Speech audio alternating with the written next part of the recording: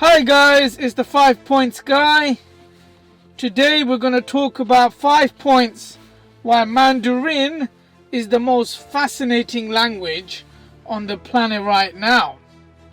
Point number 1.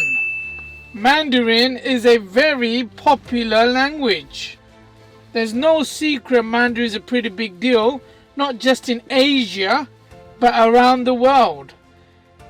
Mandarin accounts for 70% of Chinese speakers. Mandarin is more widely spoken than any other form of Chinese, with some 955 million native speakers globally. That's 14% of the world's total population. That is a huge statistic, 14% of the world's total population. In fact, there are more native Mandarin speakers in the world than speakers of any other language. Blimey. And as the world becomes increasingly more and more globalized, Mandarin has even become a top language to study around the world and at every level. Starting at kindergarten, schools in the West are teaching students Mandarin. So the world's getting ready for increased business relationships with China. So I would say it's never too early to start learning such a widespread language. Point number 2. Mandarin is just one of several Chinese dialects, which obviously can be a little bit confusing because in places like Taiwan and the People's Republic of China, it is the official language. But there are other dialects. Point number 3. Mandarin started developing 1,000 years ago. So written Chinese began to take shape around 4,000 years ago. And Mandarin started to develop in the 10th and 11th centuries in northern China. So you can imagine Mandarin is a pretty old language with a huge history, and now it's a global language. Point number 4.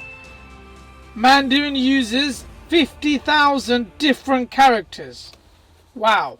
So compared to the 26-letter English alphabet that we are familiar with, the Mandarin sounds quite difficult to learn because instead of an alphabet, they use characters that symbolize a syllable of spoken Chinese.